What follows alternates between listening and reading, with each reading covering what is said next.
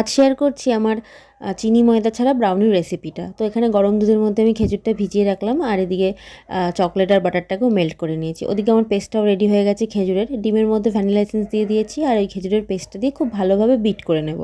খেজুরটা একটু গোটা গোটা রাখতে পারো, গালে পড়লে বেশ ভালোই লাগে। তো এর মধ্যে এবার আমি চকলেটের মিক্সচারটা দিয়ে দিলাম, দিয়ে এটাও খুব ভালোভাবে বিট করে নেব। তারপরে এখানে আমি আটা নিয়ে নিয়েছি। সমস্ত উপকরণের মাপ আমি তোমাদেরকে ডেসক্রিপশনে বা কমেন্টে দিয়ে দেবো, তোমরা সেখান থেকে চেক আউট করে নিতে পারো। তোমরা যারা এটা আটা ছাড়া করতে চাও, মানে ময়দা দিয়ে যেরকম ব্রাউনি হয়, তো এখানে সেম পরিমাণে তোমরা ময়দা ইউজ করতে পারো। তো এখানে আমি ময়দা, baking powder, baking soda, cocoa powder দিয়ে ভালোভাবে চেলে নিয়েছি। চেলে নেওয়াটা কিন্তু এখানে খুব ইম্পর্টেন্ট।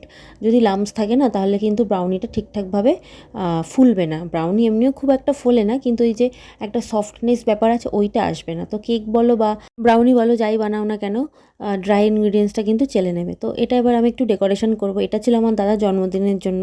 আমার দাদা ব্রাউনি খেতে খুব ভালোবাসে, তো সেই জন্য আমি এটা বানিয়েছিলাম।